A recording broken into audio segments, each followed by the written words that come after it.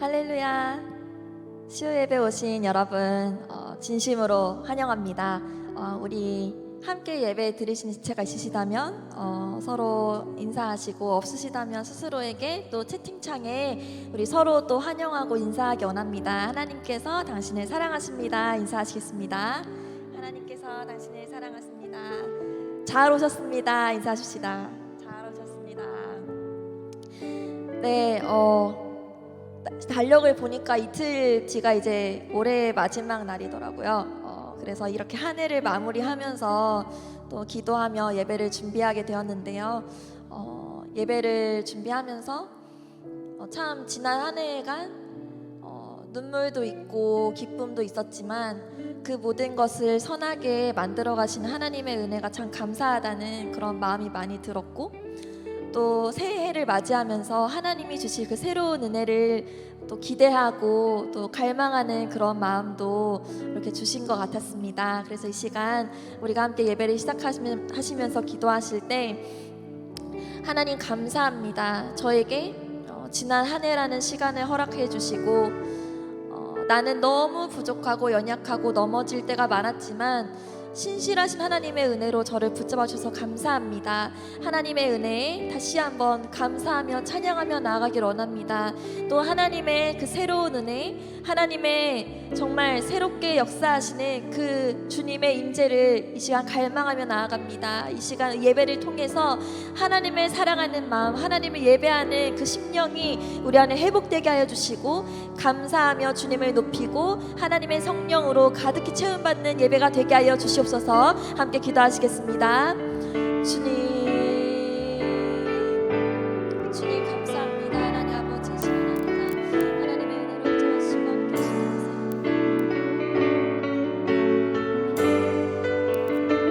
주님 내 진짜 감사합니다. 하나님 아버지 제 성의 새해를 맞이하면서 하나님 주님의 은혜를 갈망하며 나아갑니다.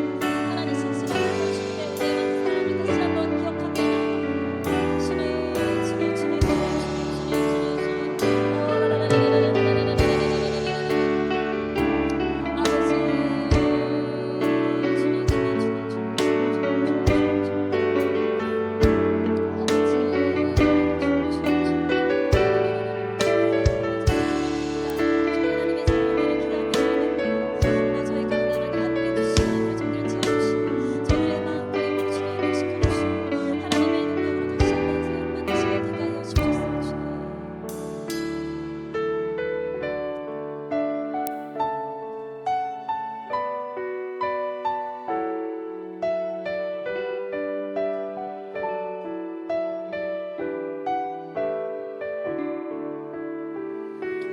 오늘 숨을 쉬는 것 감사, 나를 구원하신 것 감사, 내 뜻대로 안 돼도 주가 인도하신 것, 모든 것 감사, 내게 주신 모든 것 감사, 때론 가져가심도 감사,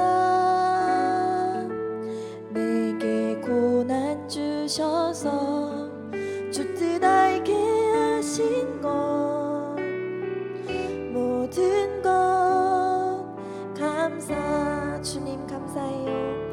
주님 감사해요. 주님 감사해요. 내가 여기까지 온 것도 은혜입니다. 주님 감사해요. 주님 감사해요. 나를 사랑하신 주 사랑 감사합니다.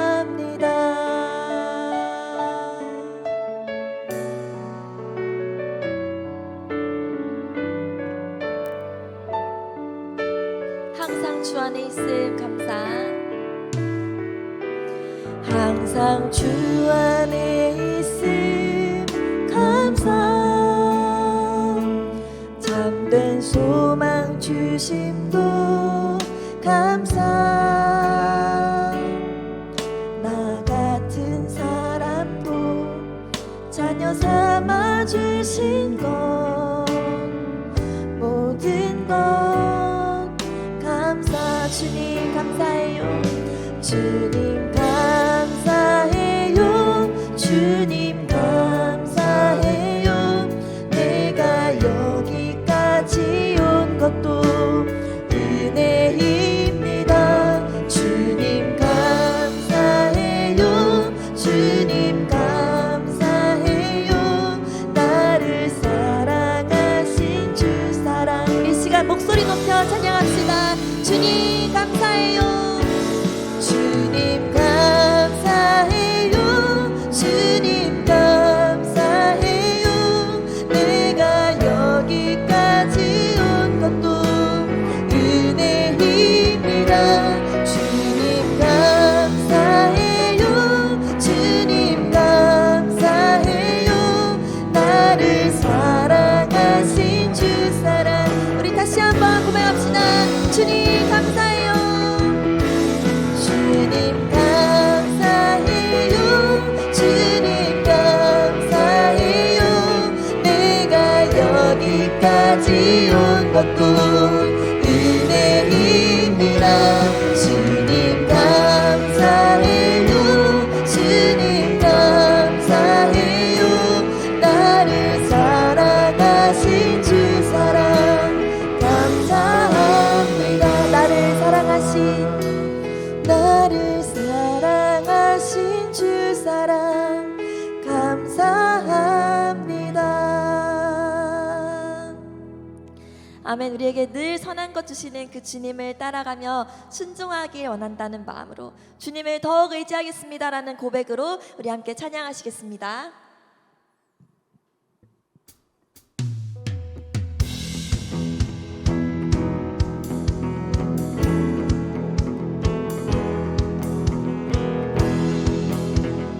주 안에 있는 것이 우리의 가장 큰 복임을 믿습니다. 예수 따라가며 복음 순종하며 우리 행할 길 원하겠네. 주를 의지하며 순종하는 자를 주가 늘 함께 하시리라. 해를 당하거나 우리 고생할 때 주가 곧 없이 하시겠네. 주를 의지하며 순종하는 자를 주가 안위해 주시리라.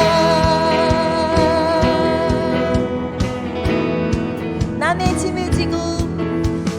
짐을 지고 슬픔 위로하면 주가 상급을 주시겠네.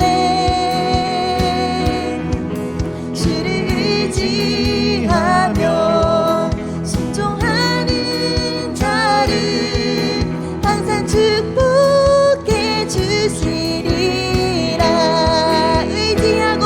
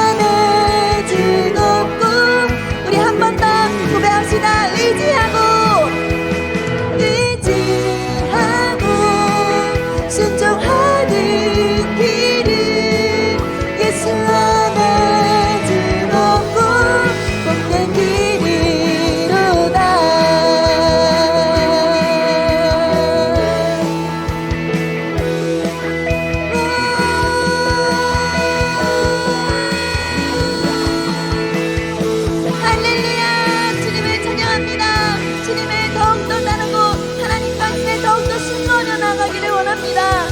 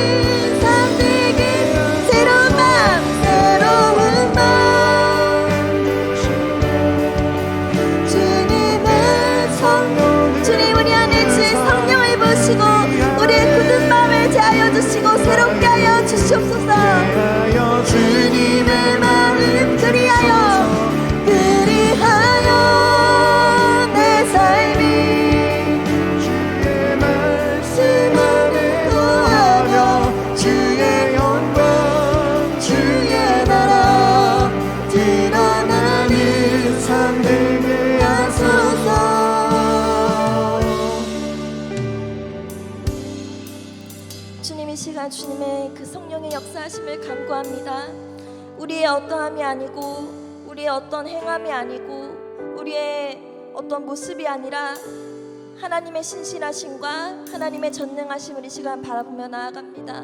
주의 신실하신 은혜로 우리를 채워주시고 이 시간 우리 안에 주님의 성령을 보셔서 우리에게 감사하는 마음으로 주님을 찬양하는 마음으로 하나님께 순종하는 마음으로 주님을 따르는 마음으로 우리의 마음을 바꿔주시고 굳은 마음들 모두 내려놓고 나의 자아의 모습들 깨뜨려지는 모습들을 내려놓고 하나님만을 바라보고 주님만을 의지하고 주님 말씀을 순종하며 나아갈 수 있도록 이 시간 우리 각 사람 마음과 성령님 역사하여 주시옵소서. 주님을 바라봅니다. 함께 기도하시겠습니다.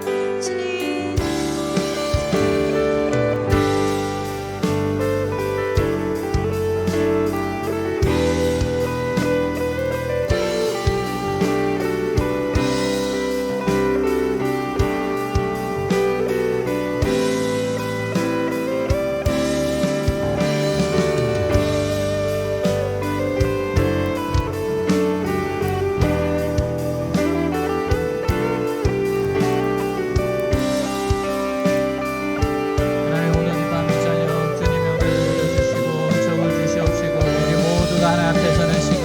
새롭게 결단하고 나아가는 시간, 하나님 은혜를 갈구하는 시간, 하나님 버리고 내려놓고 오직 하나님을 바라보는 시간 되게 하여 주옵소서. 주관하여 주옵소서.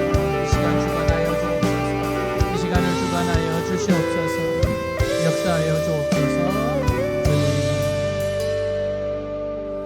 오 주님, 오늘 우리의 예배가 주님의 마음의 기쁨이 되며 또 우리에게 큰 은혜로 우리가 변화되는 예배가 되게 하옵소서. 살아계신 우리 주 예수 그리스도 이름으로 기도하였습니다. 아멘. 네, 오늘도 참 좋은 날입니다. 우리 자신을 향해서 주위 사람들을 향해서 한번 인사하겠습니다. 하나님은 당신을 향한 좋은 계획이 있습니다. 그렇게 한번 인사하겠습니다. 하나님은 당신을 향한 좋은 계획이 있습니다. 네, 우리 한 주 동안 하나님 앞에 감사할 제목 또 자백해야 될 죄가 있으면 회개하는 시간, 감사와 회개의 시간 가지겠습니다. 기도하겠습니다. 하나님 아버지 감사합니다. 하나님의 놀라운 은혜 원천 가운데서 마쳤습니다. 하나님 귀한 은혜를 주셨습니다. 이끌어 주셨습니다. 축복하셨습니다. 하나님 앞에 섭니다. 하나님 앞에 나아갑니다. 하나님 부족한 인생입니다. 하나님 주님의 피를 의지합니다. 또 넘어지는 인생입니다. 육신의 종려 왕복의 인생이잖아. 자꾸만 넘어지고 쓰러지는 인생입니다. 삼종 같은 인생이오니 주여 불쌍히 여겨 주옵시고 붙잡아 주시고 새롭게 해주시고 주님의 뜻을 나타내 주옵소서. 오직 주님을 기다립니다. 주님을 신뢰합니다. 주님을 바라보니 불쌍히 여겨 주시옵소서. 불쌍히 여겨 주시옵소서. 새롭게 하여 주옵소서. 오늘 아버지 나의 죄를 회개하고 나오니 다시 한번 일어서게 하시고 다시 한번 주님의 역사하여 주옵시고 이끌어 주시옵소서. 오 주님 역사하여 주시옵소서. 주님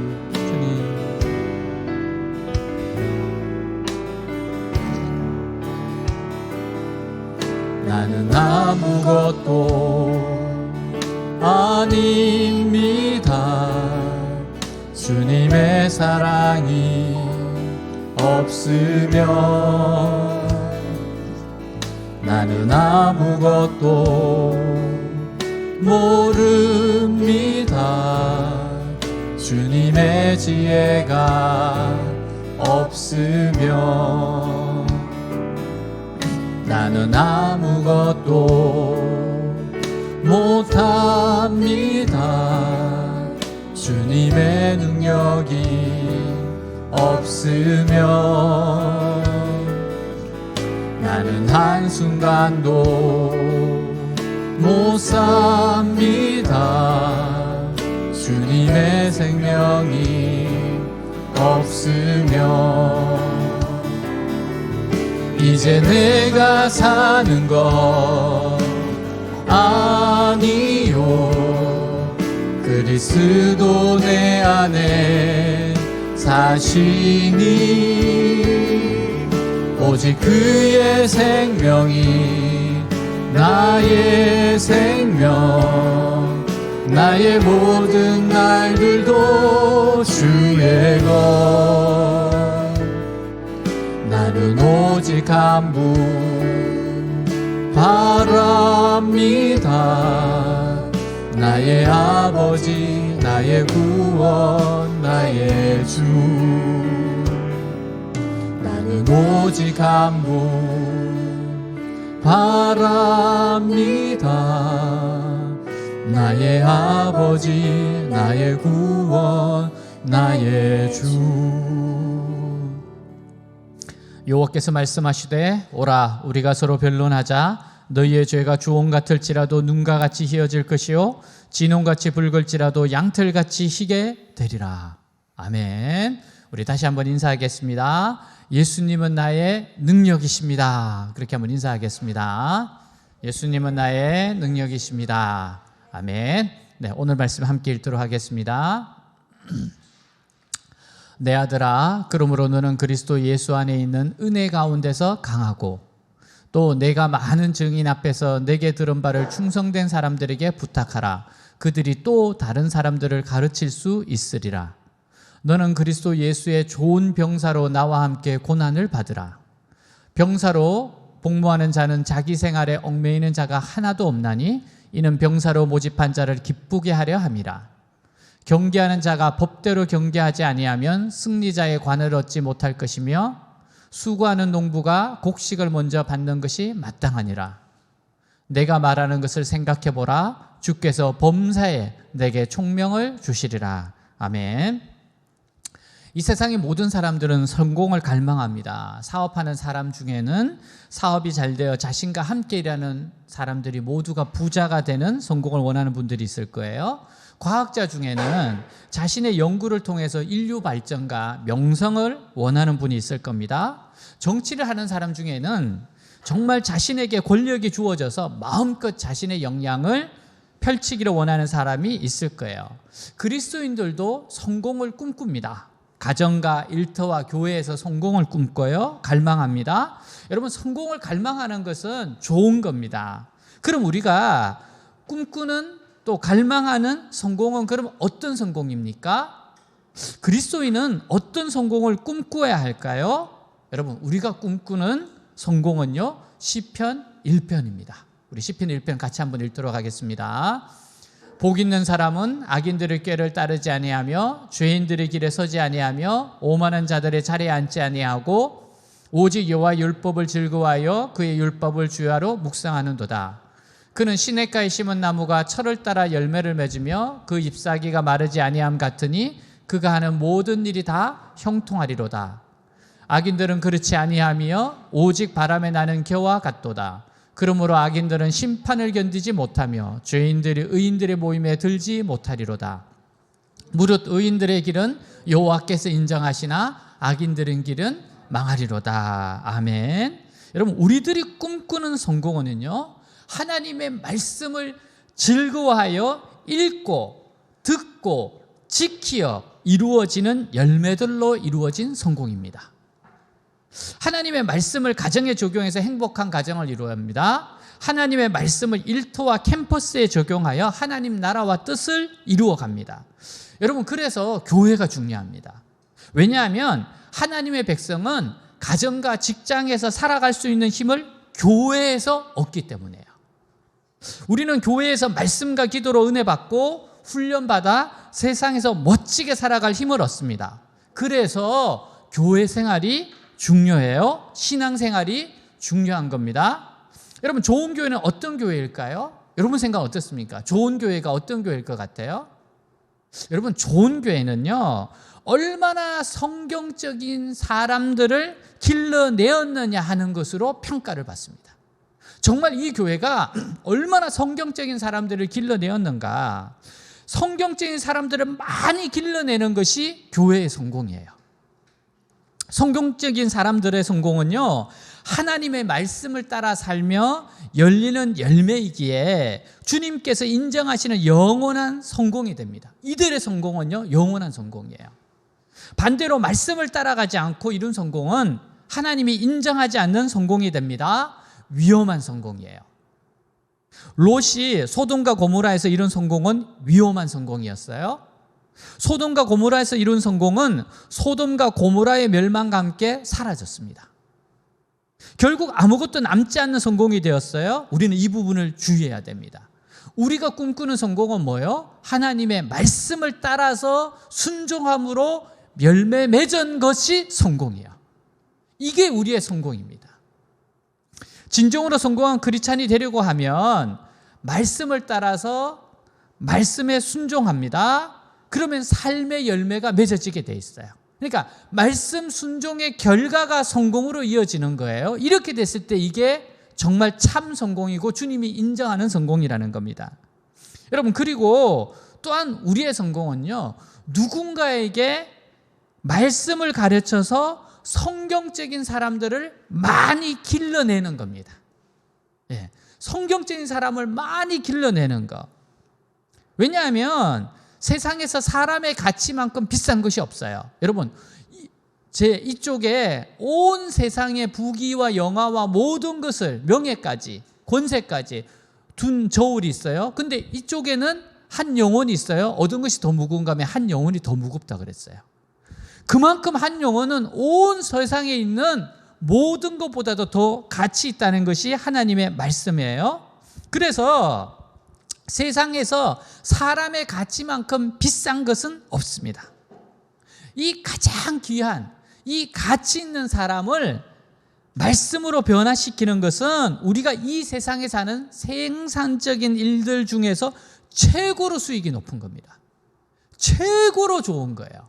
최고의 수익을 내는 겁니다. 여러분, 수익률을 따지면요, 증시나 비트코인은 따라올 수가 없어요. 진짜 최고의 우량주는 뭡니까? 성경적인 사람을 길러내는 것, 하나님의 말씀을 심어주는 것, 그래서 그 사람이 변화되는 것, 이게 최고의 수익을 내는 겁니다. 여러분, 따라서 하나님의 말씀을 가르치는 것은 최고로 수익이 높은 겁니다. 하나님의 말씀을 가지고 사람들을 가르치기만 하면 어떻게 돼요? 가장 쓸모없는 사람들이 가장 가치 있는 사람들로 변화됩니다. 그래서 우리가 말씀을 가르치는 거예요. 사도 바울은 디모데에게 죽음을 앞두고 지금 디모데 후서를 썼습니다. 정말 가장 마지막에 쓴 편지예요, 사도 바울의. 그 내용이 뭡니까? 오직 성경적인 신앙만 있으면 충분하다는 거예요. 결론은 그겁니다. 성경적인 신앙만 있으면 충분해. 오직 말씀의 씨만 뿌리면 돼. 그러면 어마어마한 열매를 거둘 것이니까 걱정하지 마라. 이게 요지예요. 이게 요지입니다. 자, 1절 우리 같이 한번 읽도록 하겠습니다. 1절, 내 아들아, 그러므로 너는 그리스도 예수 안에 있는 은혜 가운데서 강하고. 자, 이 세상에서 우리가 신앙인으로서 성공한다고 하는 것이 무엇을 말할까요? 진짜 신앙인으로서 성공한다는 게 뭘 말합니까? 사도 바울은 가장 먼저 우리가 강해야 한대요. 자, 강해야 한다. 강해라. 강해야 한다. 디모데는 여러 가지 기질적으로나 세상적으로 바울과 비교하면 너무너무 약한 사람이에요. 그렇잖아요. 바울과는 비교가 안 됩니다. 학식 비교 안 됩니다. 기질적인 몸, 성품 비교가 안 됩니다. 그의 경험 비교가 안 됩니다. 그 디모데에게 강하라고 합니다. 너는 강해야 된다. 사도 바울이 근데 강하라고 했는데 보세요. 그리스도 예수 안에 있는 은혜 안에서 강하랍니다. 그리스도 예수 안에 있는 은혜 안에서 강하래요. 다시 말하면 바울은 디모데에게 하나님 말씀에 있어서 강한 자가 되라는 겁니다. 말씀에 있어서 강한 자가 되어야 된다는 거예요. 말씀에 강한 자. 말씀에 강한 자. 왜냐하면 그리스도인은 말씀으로 세상을 해석하고 기도로 세상을 변화시키는 존재이기 때문에 그래요. 말씀으로 세상을 해석해요. 그리고 기도로 세상을 변화시키는 존재입니다. 우리는 말씀이 삶의 기초이기에 은혜에 강하고 말씀에 강한 자가 되어야 됩니다. 우리는 학벌이나 혈통이나 경제적인 조건에서는 약할 수 있어요. 하지만 하나님의 은혜에 있어서는 결코 약한 자가 되면 안 돼요. 은혜 받는데 약한 자가 되면 안 됩니다. 기도나 말씀이나 겸손이나 사랑에 있어서는 결코 약한 자가 되어서는 안 된다는 거예요. 디모데야, 너가 이 말씀, 기도, 겸손, 사랑에 있어서는 절대로 약한 자가 되면 안 된다. 우리의 마음속으로는 한편으로는 자신이 세상적으로 부족한 것이 많이 있다는 것을 인정해야 돼요. 인정해야 됩니다. 맞습니다. 우리 부족한 거 있습니다. 여러분, 그러면서도 하나님의 은혜에 있어서는 누구보다 약해서는 안 됩니다. 그 가치를 절대적으로 붙들고 있어야 돼요. 하나님 말씀, 이거는 절대적으로 붙들고 있어야 돼요. 그러면 우리는 어떻습니까? 아주 겉으로는 부드러우면서도 중심이 아주 멋진 신앙인이 될 수 있어요. 정말 멋진 신앙인이 될 수 있습니다. 여러분, 세상 사람들이 필요한 사람이 어떤 사람? 바로 이런 사람들입니다. 왜 그래요? 여러분, 겉으로는 약합니다. 부드럽습니다. 하지만 속은 어떻어요? 하나님의 은혜가 꽉 들어찬 사람입니다. 말씀이 꽉 들어찬 사람입니다. 왜 이 사람이 세상에서도 필요합니까? 왜 그래요? 이런 사람에게 하나님 말씀의 능력이 나타나기 때문에 그래요. 하나님이 함께 하시기 때문에 그래요. 하나님의 축복이 나타나기 때문에 그렇습니다. 여러분, 우리가 정말 은혜에 강한 것, 하나님 말씀에 강한 것, 이것만 잘 준비되어 있으면 다른 것은 아무리 양보해도 결국 강한 자가 됩니다. 왜 그래요? 여러분, 하나님 말씀을 통해서 자꾸만 성령의 능력이 나타나기 시작해요. 하나님 말씀을 통해서 하나님의 축복이 자꾸만 나타나기 시작해요. 여러분, 그리고 하나님의 능력으로 말씀으로 자꾸만 하나님의 말씀으로 사람들이 변화돼요. 여러분, 그러면 어떻게 강해지지 않을 수가 있겠습니까? 이런데 어떻게 강해지지 않겠어요? 성령의 능력이 나타나요. 하나님의 축복이 나타나요. 사람들이 자꾸 변화됩니다. 근데 이 사람이 어떻게 강해지지 않겠습니까? 제가 강의 워크숍이나 또 우리 교수님들에게 말씀을 많이 전하잖아요. 집회를 많이 하잖아요. 말씀을 전할 때마다 참석한 분들이 정말 기뻐했어요. 교수님들, 우리 부울경이나 뭐 대구나 대구 경북이나 전북 지역에 교수님들 집회 가고 나면 정말로 그 하나님의 말씀을 전할 때 외대에 있었던 일, 외대교회를 통해서 했던 일을 점검하면 너무너무 기뻐하셨어요. 제가 강의 워크숍 참석한 30명의 목사님들도 정말 깜짝 놀랐습니다. 외대교회의 이야기, 강의를 통해서 변화된 이야기, 이런 이야기를 하면 너무 은혜와 감동이 된다는 거예요. 그러면서 정말 모든 교회 목사님, 모든 곳에 계시는 교수님들이 하나같이 감사하다고 그렇게 인사를 참 많이 해줬어요. 왜 그래요? 말씀의 능력이 나타나기 때문에 그렇습니다. 여러분, 결국 하나님의 말씀을 가진 자가 가장 강한 자가 되는 거예요. 말씀의 능력이 나타나는 자가 가장 강한 자입니다. 근데 여러분, 다른 부분에 있어서는 약한 부분도 있어야 사람이 겸손해질 수 있어요. 그래서 하나님은 균형을 맞추십니다. 여러분, 우리는 너무 교만한 존재예요. 조금만 잘 되면은, 조금만 뭐 하나님의 은혜가 나타나고 축복이 나타나면 얼마나 교만해지는지 모릅니다.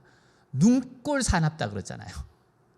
정말 그렇게 되기가 쉬운 존재가 우리입니다. 사람입니다. 그래서 하나님은요, 너무 교만해지지 않도록 뭔가 하나씩 고장을 내세요. 뭐 돈이 없든지, 집이 없든지, 건물이 없든지, 학벌이 없든지 뭔가 부족하게 하십니다. 여러분, 외대교회는 건물이 없잖아요. 그래서 얼마나 겸손합니까? 우리 이 코로나 시대에 예배를 어디서 드릴 줄 몰라요.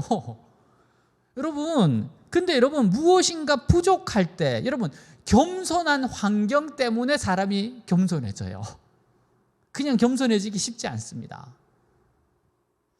여러분, 그래서 우리는 겸손을 유지할 수 있어요? 괜찮습니다. 그걸 통해서 더욱 하나님 의지하면 강한 자가 되는 거예요. 세상이 원하는 게 바로 이런 사람입니다. 자, 2절 우리 같이 한번 읽도록 하겠습니다. 또 내가 많은 증인 앞에서 내게 들은 바를 충성된 사람들에게 부탁하라. 그들이 또 다른 사람들을 가르칠 수 있으리라. 아멘. 사도 바울이 두 번째로 성공적인 삶의 조건으로 말한 것은 하나님의 말씀을 될 수 있는 대로 많은 사람들에게 가르치라는 겁니다. 말씀을 가르치라는 거예요. 여러분, 텃밭이라고 있잖아요. 뭐 아파트가 있어도 텃밭이 있어요. 요즘 보면요, 도시에도 보면요, 작은 밭만 있으면 씨를 뿌리고 농사를 짓는 분들이 많습니다. 아파트 옥상에도 농사 짓는 분들이 있잖아요. 여러분, 농부들이 농사를 지을 때 땅만 있으면은 어떻게 합니까? 농사 짓습니다. 농부들은 그곳에다가 어떻게 무조건 씨를 뿌립니다. 왜 그래요? 씨를 뿌린 만큼 거둘 수 있으니까. 그래서 씨를 부지런히 뿌리게 돼 있어요. 마찬가지로 천국에 있어서 가장 수지가 남는 일은 닥치는 대로 사람들에게 말씀을 뿌리는 겁니다. 이게 최고입니다. 물론 여러분 그 중에는 좋은 밭에 떨어지기도 하고 또 나쁜 밭에 떨어지기도 합니다. 길가 돌짝밭도 있어요. 그래도 뿌리는 겁니다. 뭐 알곡이 나오고 가라지도 나올 수 있어요. 그래도 뿌리는 겁니다. 그런 거 상관할 필요가 없어요. 왜? 하나님의 말씀을 가만히 가르치기만 하면 열매가 나타나기 때문에. 어떤 게 열매가 나타날지 몰라요. 그렇기 때문에 여러분 부지런히 힘 닿는 대로 뿌리는 겁니다. 특히 이 세상에서 최고로 값진 것이 사람의 마음인데 하나님의 말씀이 사람의 마음에 떨어지면 그 마음과 그 사람 자체가 보물로 돼요. 여러분 그러니까 이 말씀을 뿌리는 것이 얼마나 중요합니까? 부지런히 말씀을 전해야 됩니다. 가르쳐야 돼요. 저는 항상 강의가 마치고 나면 채점하는 게 너무 힘듭니다. 그렇지만 너무 보람이 있어요. 왜냐하면 그 학생들의 변화를 볼 수가 있기 때문에 그래요. 여러분 코로나 시대에 지금 계속해서 이제 동영상을 할 수밖에 없었잖아요. 그래서 동영상을 찍어서 올렸습니다. 근데 그 동영상을 참 좋아하는 게 너무 감사하더라고요. 어떤 친구들은 그런 이야기를 하더라고요. 그 배경이 너무 멋있대요. 뒤에 커튼을 치고 햇빛을 받으면서 촬영을 뒤에 그때 우리가 이렇게 그 뭡니까 배경을 구입을 안 해서 그랬거든요, 사실은. 근데 그게 또 그렇게 멋있대요. 그러면 그 옆에 뭐 이렇게 뭐 컵도 있고 과일도 있고 이렇게 그 화분도 있고 그런 게 너무 멋있다는 겁니다. 아, 그러니까 역시 은혜는 모든 걸 가리는구나. 그러면서 또 그런 얘기를 하더라고요.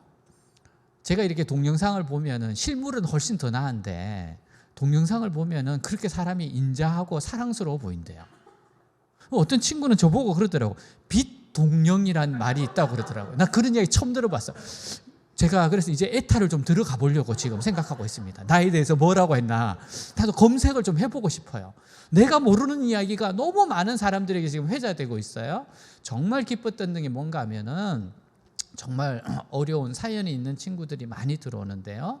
그 중에 저는 때로는 이 친구가 정말 뭐 자살 시도도 하고 자살 극단적인 선택을 할까봐 그런 친구들도 있습니다. 자기소개서를 보면 걱정이 되는 친구들이 있어요. 그런 분 중에 한 분이 우리 그런 이야기를 하더라고요. 희한하게 수업을 들으면서 마음에 찔리는 것도 있는데 수업을 듣다 보면은 그렇게 위로가 된대요.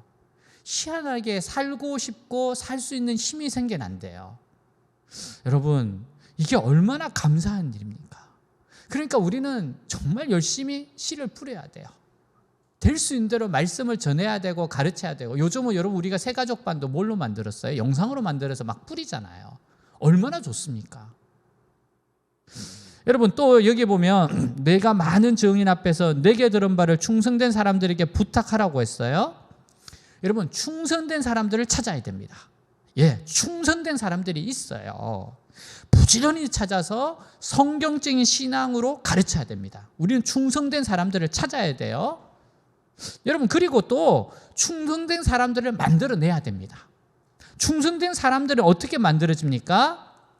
우리가 사람들에게 성경적인 신앙을 가르치면 그들이 충성된 사람으로 변화돼요.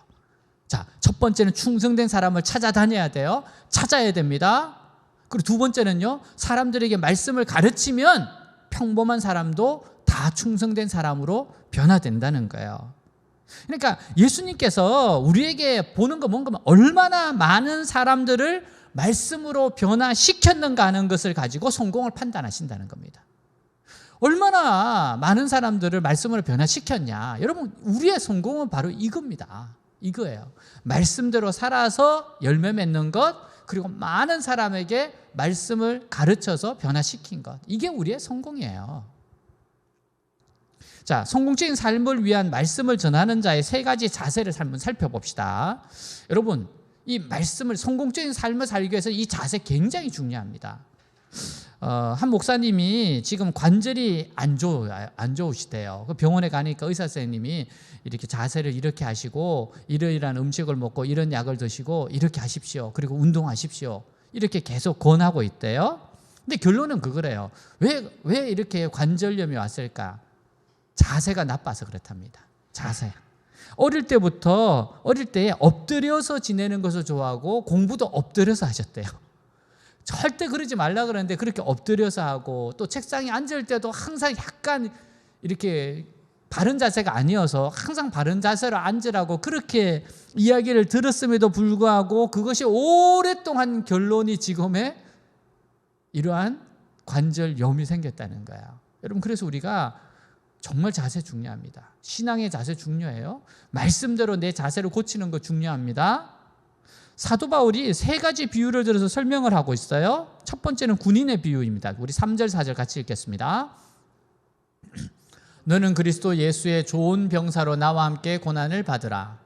병사로 복무하는 자는 자기 생활에 얽매이는 자가 하나도 없나니 이는 병사로 모집한 자를 기쁘게 하려 함이라. 자, 군인은요, 전쟁에 대비하는 사람들입니다. 전쟁을 대비하는 사람들이에요. 전쟁이 없으면 군인은 필요치가 않죠. 지금 우리는 이 세상에서 영적인 전쟁을 치르고 있어요. 즉 원수인 사단의 손에서 사람들을 빼앗아내어서 하나님께로 넘기는 군인입니다. 우리는 특공대예요. 우리는 사단의 세력에 붙들려 있는 사람들을 말씀으로 싸워서 빼앗아서 하나님 나라로 옮기는 일을 하고 있습니다. 그러면 여러분, 군인 같은 정신을 가져야 돼요.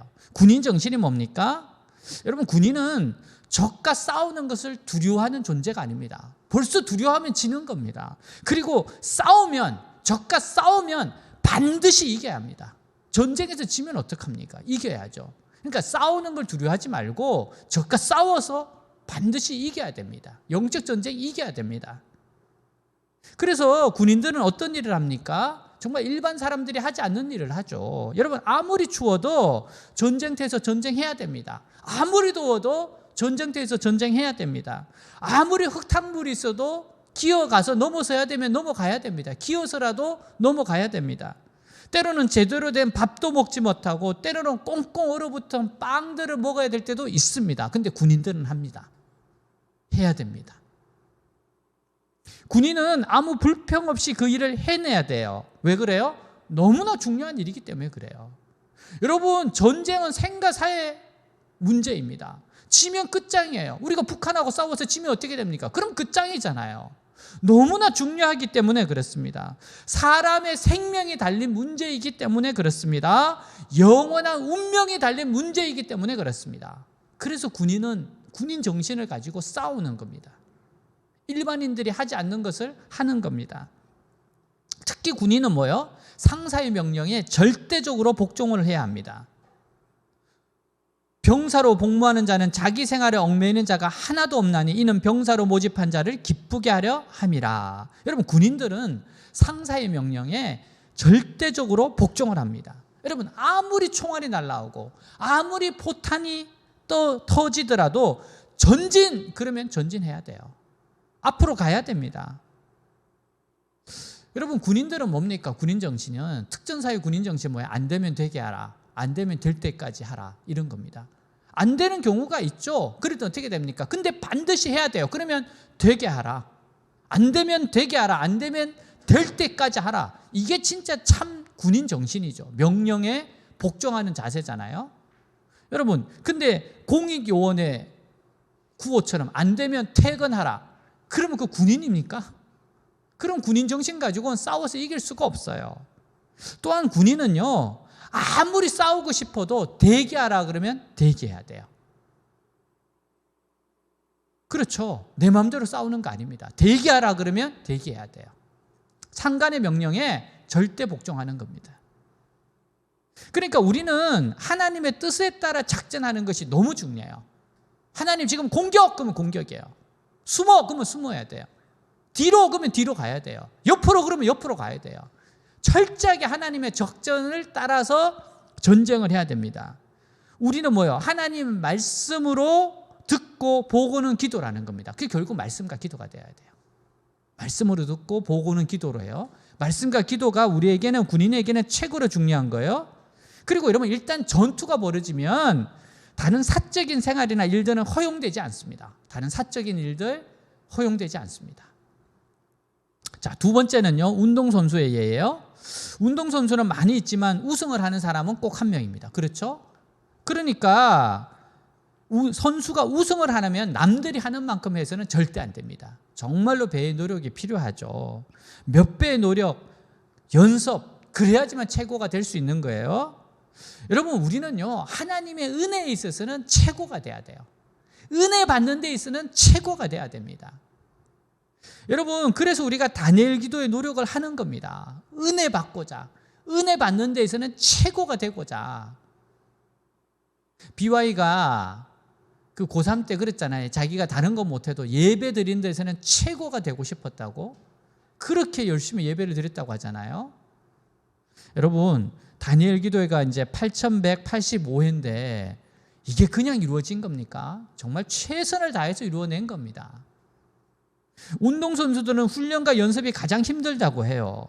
근데 훈련이 안 되면 실전에서 결코 우승을 할 수 없어요. 훈련이 없는데 어떻게 우승합니까? 그럴 수는 없습니다. 오직 목표 하나만을 위해서 전력 질주해야 돼요. 히브리서에 보면 뭐라고 말합니까? 히브리서 12장 1절에 보면 모든 무거운 짐과 얽매이기 쉬운 죄를 벗어버리고 목표를 향해 꾸준히 달려야 합니다라고 말했어요. 여러분, 우리 자꾸 욕심 버리는 훈련해야 돼요. 신앙은요, 자꾸 버리는 훈련입니다. 욕심 버리는 훈련해야 돼요. 세상적인 욕망을 자꾸 내려놓는 훈련을 해야 합니다. 자, 근데 여러분, 여기서 선수들이 법대로 해야 한다고 말씀하고 있어요. 법대로 해야 된대. 5절입니다. 우리 같이 한번 읽어보겠습니다. 경계하는 자가 법대로 경계하지 아니하면 승리자의 관을 얻지 못할 것이며. 여러분, 아무리 우승을 해도 어떻게 돼요? 반칙하면 규칙대로 하지 않으면 아무 소용없습니다. 아무리 축구 선수가 멋지게 골을 넣어도 반칙으로 넣으면 무효예요. 옵사이드는 무효입니다. 모든 것을 여러분 바르게 열심히 하려고 해야 돼요. 바르게 열심히 하려고 해야 됩니다. 여러분, 운동선수들이 더 큰 힘을 내기 위해서 약물을 복용하잖아요. 그 도핑 테스트라는 게 있잖아요. 어떻게 됩니까? 선수들이 유혹을 이기지 못하고 약물을 먹으면 모든 메달, 모든 선수 자격은 박탈당합니다. 그래서 법대로 해야 돼요. 법대로. 우리는 하나님 말씀대로. 과정이 그래서 중요합니다. 결과만큼 중요한 게 과정이에요. 우리는 과정도 하나님의 방법, 결과도 하나님의 방법대로 이루어져야 돼요. 이게 세상적인 방법과 다른 겁니다. 우리는 최선을 다하고 결과는 하나님께 맡기는 거예요. 근데 그 결과는 정말 공정해야 되고 하나님의 말씀의 방식대로 해야 되는 겁니다. 자, 세 번째는 농부의 비유예요. 여러분, 일단 농부가 되려면요, 믿음이 있어야 돼요. 왜 그런가 하면 여러분, 이렇게 씨를 뿌릴 때 씨가 반드시 날 거라고 하는 믿음이 있어야 됩니다. 저희 집에서도 이렇게 작은 이렇게 스티로폼에 해가지고 흙에다가 이렇게 뿌리는 적이 있거든요. 야, 근데 그게 자라서 열매를 맺더라고요. 그래서 고추도 이렇게 먹고 했거든요. 여러분, 진짜 믿음이 있어야 됩니다. 이게 진짜 자랄까? 근데 믿음이 있으면 씨를 뿌릴 수 있어요. 여러분, 씨는 버리는 게 아니고 뿌리는 거예요. 이거 씨를 뿌리는 겁니다. 뿌리면 어떻게 해요? 몇십 배, 몇백 배로 나게 돼 있어요. 근데 여러분, 씨를 뿌린다고만 해서 열매를 맺냐? 그렇지 않죠. 여러분, 싹을 돌봐야죠. 거름을 줘야죠. 무더운 여름에 얼마나 농부들이 고생합니까? 그런 과정을 거쳐서 어떻게 돼요? 추수가 오는 겁니다. 추수가 오는 거예요. 그리고 여러분, 농부는요, 뭐니 해도 인내입니다. 인내예요. 인내가 없으면 절대 열매 못 맺습니다. 여러분, 곡식 익으려면 시간이 필요해요. 그런데 여러분, 씨를 뿌려놓고 참지 못하고 당장 막 파본다든지 그러면 안 됩니다. 왜 이렇게 안 자라나 막 파보면 이러면 안 돼요. 또 막 줄기를 당기고 막 그러면 안 돼요. 여러분, 그래서 인내가 필요합니다. 그래서 모든 것을 이루는 원천에는 인내가 있습니다. 오래 참음이 있어요. 결국 신앙생활의 힘은 인내이고 오래 참음입니다. 그럼 결국 거두게 돼 있어요. 자, 6절 한번 같이 읽겠습니다. 수고하는 농부가 곡식을 먼저 받는 것이 마땅하니라. 자, 수고한 농부가 곡식을 먼저 거둔다고 했어요. 수고하는 농부가 추수한 곡식을 먼저 갖는 것이 당연해요. 그렇죠? 그건 당연한 겁니다. 자, 마태복음 6장 33절 같이 읽겠습니다. 그런즉 너희는 먼저 그의 나라와 그의 의를 구하라. 그리하면 이 모든 것을 너희에게 더하시리라. 여러분, 이거는요 법칙이에요. 영적인 추수를 하면은 반드시 물질적인 추수도 주신다는 겁니다. 영적인 추수가 있으면 다른 것도 따라오게 돼 있어요. 사랑하는 자여, 내 영혼이 잘된 같이 범사에 잘되고 내가 강건하기를 원하노라. 순서가 중요해요. 영혼이 잘되는 만큼 잘되는 겁니다. 그러니까 영적인 추수만 많이 하면 육적인 필요는 자연스럽게 해결이 되는 거예요. 이거 잊지 마세요. 자, 우리 7절 같이 한번 읽도록 하겠습니다. 내가 말하는 것을 아멘. 자, 여기 보면 말을 생각하라 하는 것과 총명을 주신다는 말이 나와요. 여러분, 우리는 하나님 말씀을 가지고 곰곰이 생각하는 시간을 가져야 돼요. 묵상하는 시간을 가져야 됩니다. 왜냐하면 이 말씀은 원석이거든요. 이게 가공해서 내게 되려면 묵상해서 적용하는 시간이 필요해요.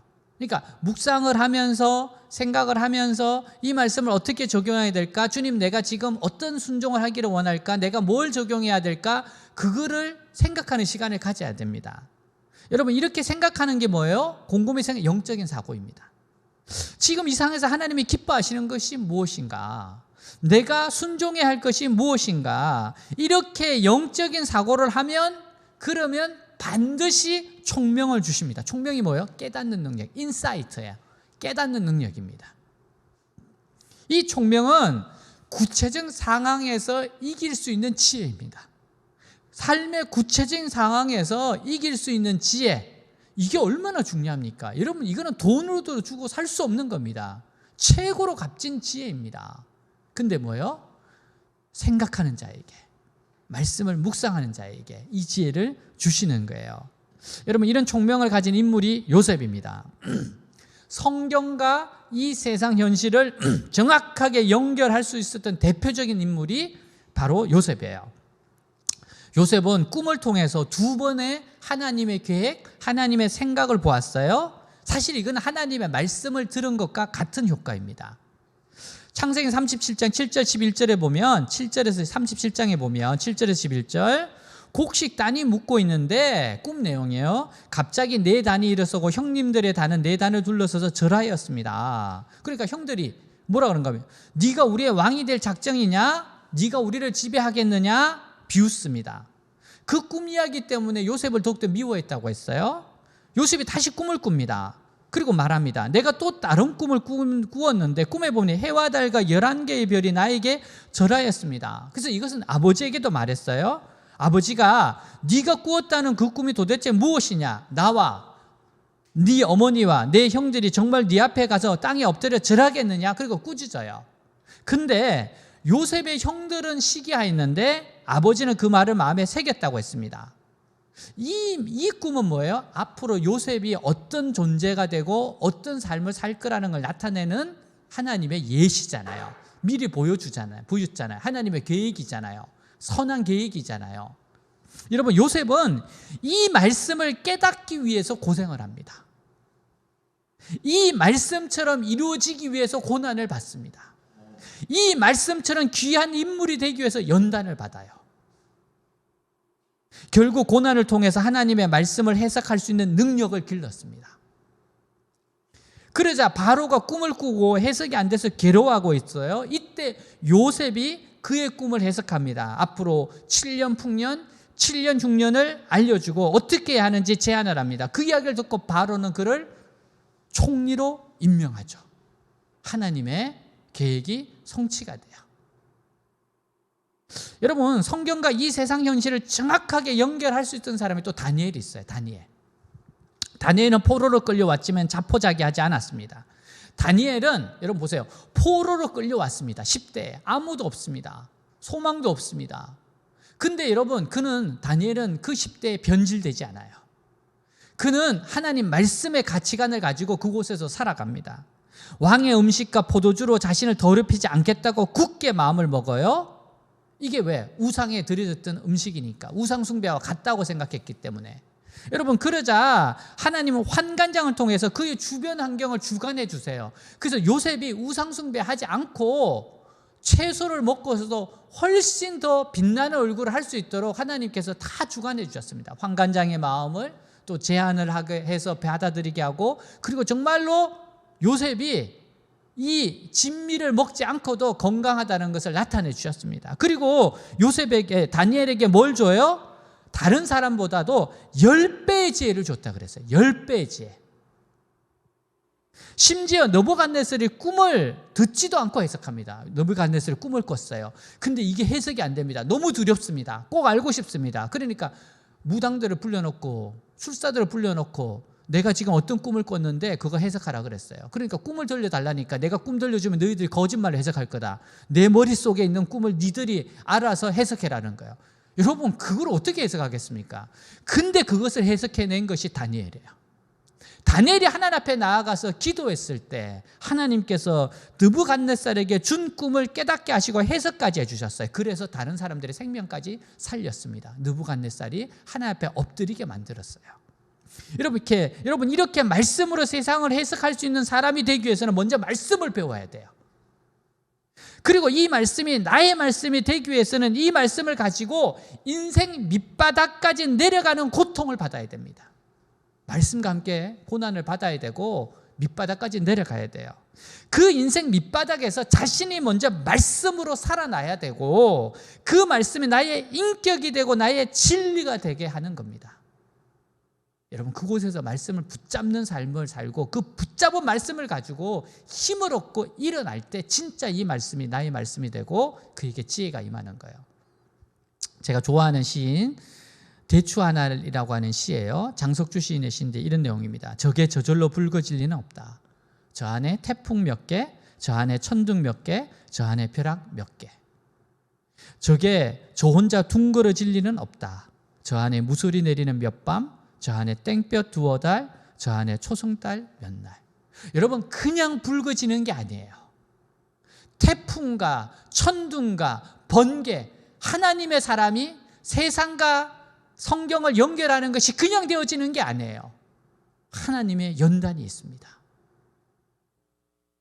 여러분, 요셉이나 다니엘은요, 하나님의 말씀을 너무 사랑한 나머지 이 말씀에 자신의 인생을 다 걸었던 사람들이에요. 그 결과 이 말씀 때문에 인생 밑바닥에서 살아 돌아올 수 있었던 겁니다. 여러분, 연단받는다고 해서, 고난받는다고 해서 모든 사람들 다 살아 돌아오냐? 그렇지 않습니다. 살아 돌아오는 사람은, 그 연단이 진짜 연단이 되는 사람은 다른 게 아니고 그 말씀 가지고 밑바닥에 가서 그 말씀을 붙잡고 올라오는 사람이에요. 여러분, 고난 가운데 그런 거 들어보셨어요? 여러분, 계고성이라고 들어보셨죠? 계고난이 있습니다. 계고난. 그 고난을 통해서 하나도 변하지 않은 거예요. 하나님이 연단을 시켰는데 그 연단으로 하나도 변화되지 않은 거예요. 그런 것을 전문 용어로 계고생이라 그럽니다. 진짜 계고생이에요. 아무것도 아니에요. 쓸데없는 고난입니다. 그래서 여러분, 고난을 통해서, 연단을 통해서 변화되는 게 그래서 중요한 거예요. 여러분, 사람들이 밑바닥에서 배운 게 뭡니까? 무엇을 배웠어요? 하나님의 말씀과 이 세상 현실을 연결시킬 수 있는 능력을 가지게 돼요. 그곳에서 진짜 밑바닥에서 연단받으면서 고난의 폭풍으로 통과하면서 세상과 현실을 연결시킬 수 있는 능력을 가지게 되는 거예요. 사도 바울이 진리의 분별력을 가지게 된 것은 주님과 죽는 체험이 있었기 때문입니다. 다메섹으로 가다가 주님 만나고 그는 죽었습니다. 거기서 그는 자신의 모든 세상적인 지식, 판단력 다 버렸어요. 지식을, 진리를 너무 사랑했기 때문에 루스드라에서는 돌에 맞아서 죽었습니다. 그는 복음 때문에 가는 곳마다 미움을 받고 핍박을 당했고, 예루살렘에서는 그를 죽이기까지 먹지도 마시지도 않겠다고 하는 암살 특공대가 있었어요. 그는 진리와 함께 죽었습니다. 근데 그는 진리와 함께 살아났어요. 그런 결과가 뭐예요? 진리를 분별하는 사람이 됐습니다. 여러분, 사도 바울에게는요 정말 샘솟듯이 진리의 샘이 막 펑펑 솟아올랐습니다. 왜? 진리와 함께 죽었고 진리와 함께 살아났기 때문에 그래요. 여러분, 참으로 복된 사람은 진리로 인하여 엄청나게 고생을 한 사람입니다. 진짜 복된 사람은 이런 사람이에요. 이런 사람이 축복의 통로입니다. 복음 때문에 모든 사람들에게 미움을 받습니다. 거부를 당합니다. 나중에는 살 소망까지 끊어졌던 사람에게 이러한 분별력이 생기는 거예요. 말씀의 기본기를 튼튼히 하고 고난을 통해서, 연단을 통해서 그것을 온전히 내 것으로 소화를 해야 하는 거예요. 여러분, 그래서 젊어서는요 사서 고생해야 됩니다. 젊어서는요 진리로 인한 고생은 사서라도 해야 됩니다. 젊을 때 하는 것이 훨씬 낫습니다. 어리면 어릴수록 좋습니다. 왜? 그것이 결국은 그 사람에게 승승장구하게 하는 밑바닥이 되기 때문에 그래요. 요셉을 보세요. 다니엘을 보세요. 다윗을 보세요. 에스더를 보세요. 하나같이 이 길 같습니다. 여러분, 포도나무 한 그루에 포도가 어느 정도 열릴 것 같아요? 저도 어렸을 때 저희 집에 포도나무를 심은 적이 있습니다. 너무 좋습니다. 포도나무가 이렇게 딱 심어지면 이게 가지를 치면서 어느 순간에 포도송이가 이렇게 열려요. 그거 하나하나 따먹을 때 그게 얼마나 기쁜지 모릅니다. 걱정도 있었습니다. 그 포도나무 가지가 이웃집으로 넘어갔을 때, 그리고 그 집에서 열리기 시작했을 때 난 너무 두려웠어요. 왜냐하면 내 건데 저 사람들이 따먹을 것 같아서. 여러분, 포도나무 한 그루에 4,500송이 포도가 열린 사연이 있어요.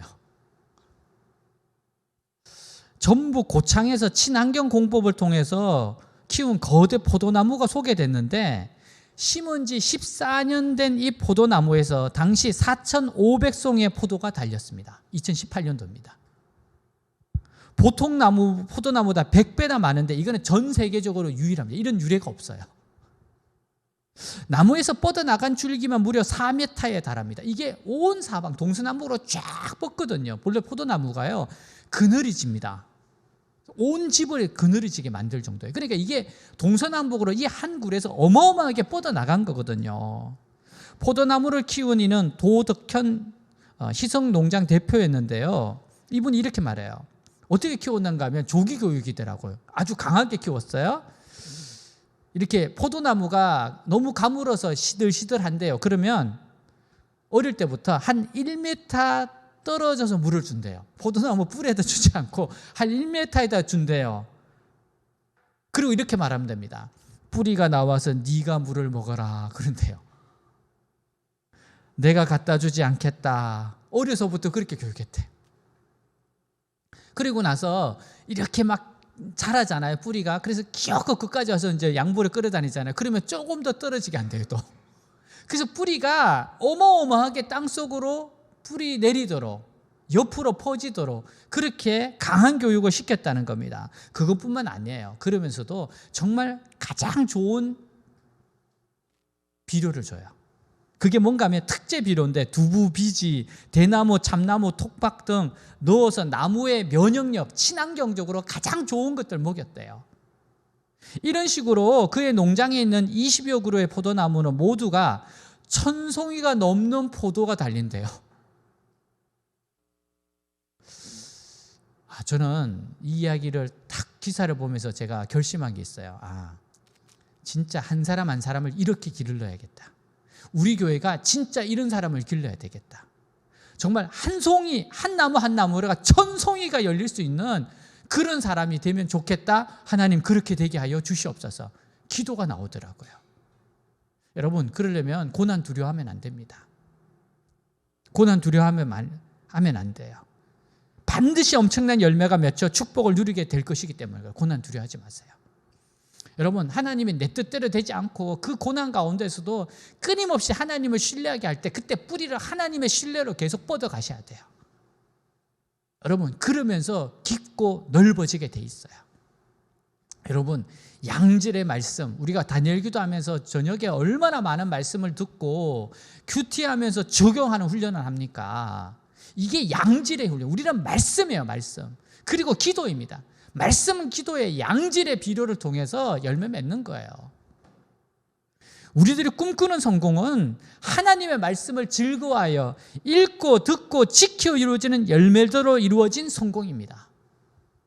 하나님의 말씀을 가정에 적용해서 행복한 가정을 이루어 갑시다. 하나님 말씀을 일터와 캠퍼스에 적용해서 하나님 나라와 뜻을 이루어 갑시다. 성경적인 사람들을 길러내는 외대교회가 됩시다.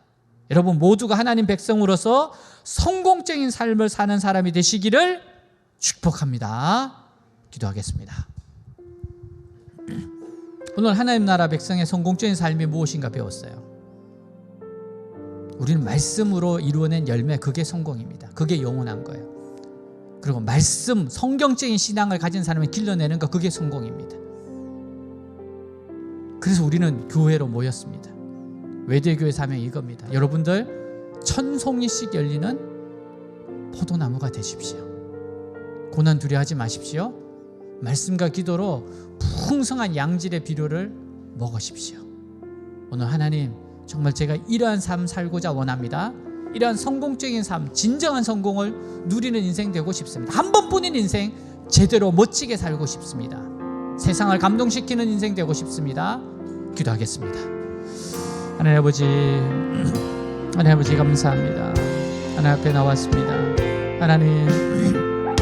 하나님 정말 하나님 앞에서 하나님의 말씀을 즐거워하고 읽고 듣고 지켜 이루어지는 열매, 하나님 말씀을 이루어지는 열매, 하나님 말씀을 통해서 순종함으로 이루어지는 열매, 아버지 그러한 축복을, 그런 축복된 인생, 그러한 포도나무 되고 싶습니다.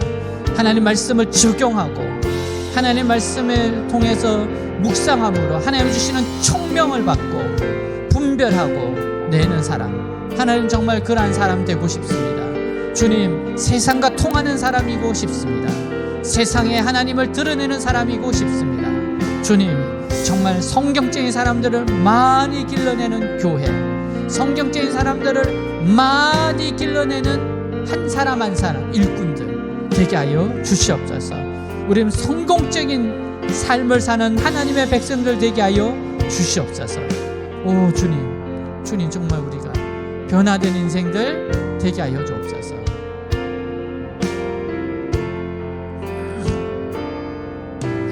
주님, 제 마음이 너무 둔해서 주님을 볼 수 없습니다.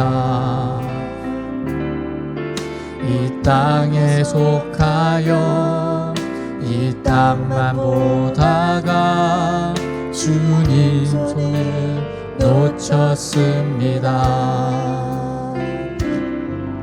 나는 나그네 왔는데 왜 주저앉게 되었나. 나는 정직인데 언제부터 내 삶의 주인이 되어 버렸나. 믿음이 없이는 기쁘시게 못하나니 고된 수고도 다 헛될 뿐이라.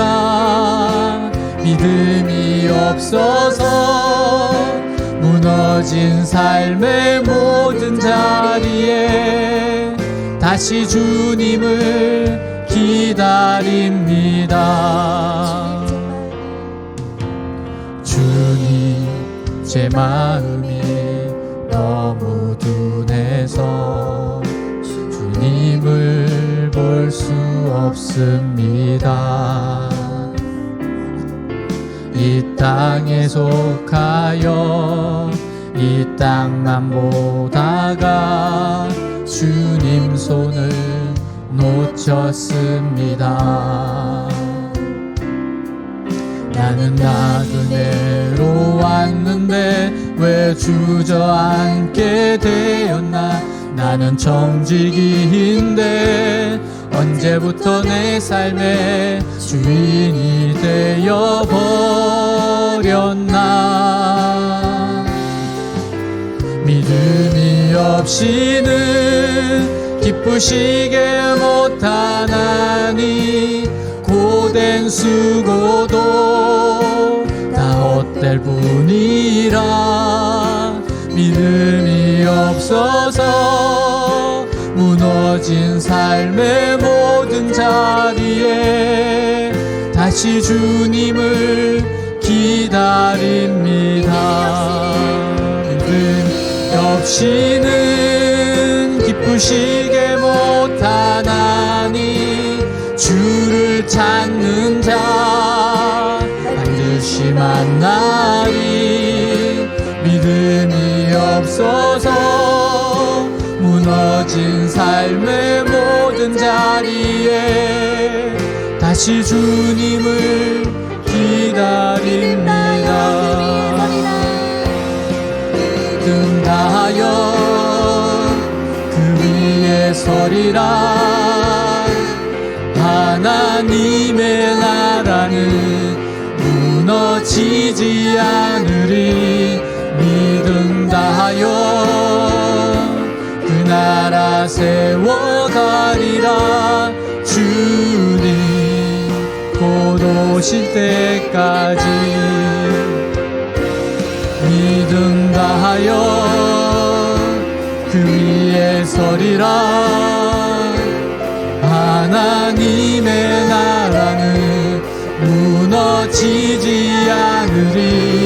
믿음 다하여 그 나라 세워가리라. 주님 곧 오실 때까지.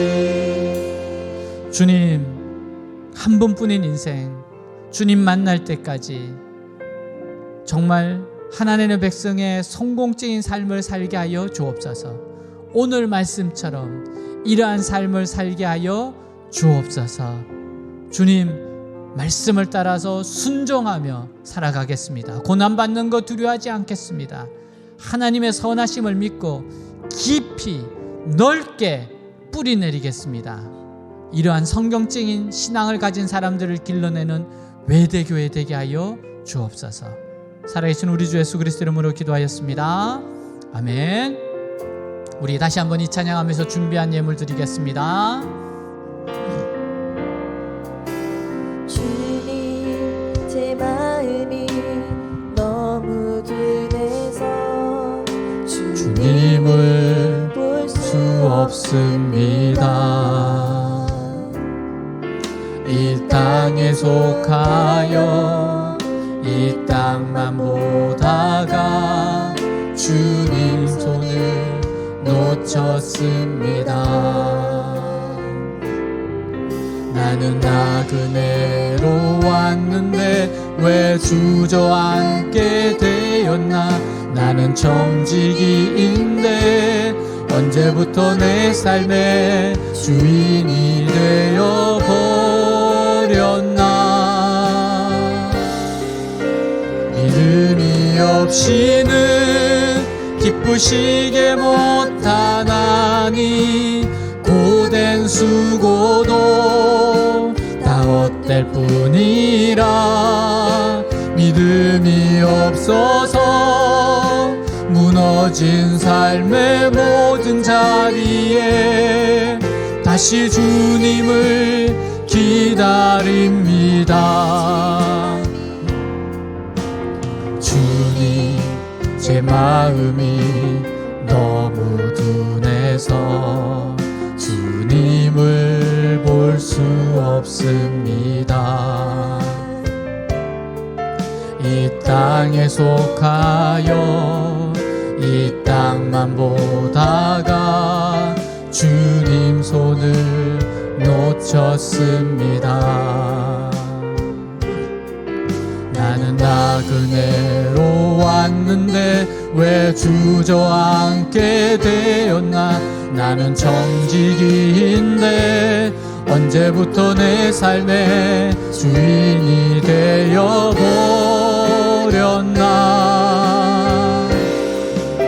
믿음이 없이는 기쁘시게 못하나니 고된 수고도 다 헛될 뿐이라. 믿음이 없어서 무너진 삶의 모든 자리에 다시 주님을 기다립니다. 없이는 기쁘시게 못하나니 주를 찾는 자 반드시 만나리. 믿음이 없어서 무너진 삶의 모든 자리에 다시 주님을 기다립니다. 믿음 다하여 그 위에 서리라. 하나님의 나라는 무너지지 않으리. 믿음 다하여 그 나라 세워가리라. 주님 곧 오실 때까지. 우리 가슴에 손을 얹고 기도하겠습니다. 하나님, 저에게 이러한 기도 제목이 있습니다. 우리 믿음 다하여 하나님 상 주심을 기대하면서 우리 한번 기도하겠습니다. 기도합니다. 하나님 아버지 기도합니다. 하나님 아버지의 이끌림대로 아버지여 주시옵시고 하나님의 내 기도한 대로 이루어지게 하시고 말씀대로 이루어지게 하시고 하나님의 증거가 되게 하시옵소서. 사랑하는 주님, 아버지 인생 문제 기도한 대로 아버지 해결되게 하시고 기도한 대로 변화 일어나게 하시고 하나님의 전능하신 손길로 아버지 일어나게 하여 주옵소서. 역사하여 주옵소서. 이끌어 주시옵소서. 나타내 주옵소서. 함께하여 주시옵소서.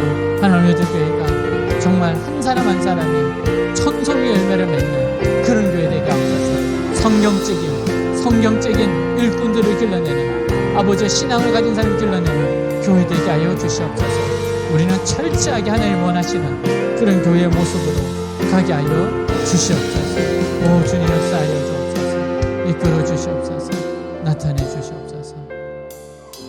주님, 물질을 드림같이 우리의 인생을 드리오니 우리를 주님의 뜻대로 사용하여 주옵소서. 한 번뿐인 인생 불꽃같이 살다가 주님 품에 안기게 하여 주옵소서. 살아계신 우리 주 예수 그리스도 이름으로 기도하였습니다. 아멘. 네, 광고 시간입니다. 네, 자막을 참조해 주시고요. 오늘은 합심기도하고 축도로 마치도록 하겠습니다. 합심기도는 하나님 오늘 말씀처럼 여러분 포도나무 한 그루에 어떻게 4,500그루 포도송이를 맺겠습니까? 근데 교회는 가능합니다. 주님께서 너희는 나보다 더 큰 일을 하리라 그랬습니다. 외대교회가 바로 이런 교회 되게 하여 주시옵소서. 성경적인 신앙을 가진 사람을 길러내는 교회 되게 하옵소서. 그리고 우리 외대교회는 한 사람 한 사람이 정말 천송이 같은 천송의 열매를 맺는 사람들 되게 하여 주시옵소서. 우리 한번 그렇게 한번 기도합시다. 기도하겠습니다. 하나님 아버지, 우리 합심해서 기도합니다. 정말로 아버지 외대가 아버지여 되게 하여 주시옵소서. 하나님 외대교회가 정말 그러한 교회 되게 하여 주시옵소서. 외대교회가 하나님 정말 기도한 대로 이루어지는 교회 되게 하여 주시옵소서. 주여 정말 4,500송이를 맺는 꿈 같은 일을 해내는 교회 되게 하여 주시옵소서. 다니엘 기도하면 하나님이 하신다고 하셨사오니 100년을 책임지는 교회 되게 하신다고 하셨사오니 이런 교회 되게 하시옵소서. 2022년 바로 이러한 교회 되는 해가 되게 하여 주시옵시고 우리 한 사람 한 사람 우리 외교 일체들 정말 천송이의 열매를 맺는 그러한 나무들 되게 하여 주옵소서. 우리는 할 수 없습니다. 그러나 하나님은 하십니다. 하나님은 하십니다. 하나님이 하십니다. 하나님이 하시는 것을 믿습니다. 주여 역사하여 주시옵소서. 주님 함께하여 주시옵소서. 주님 감사합니다. 감사합니다. 감사합니다. 주님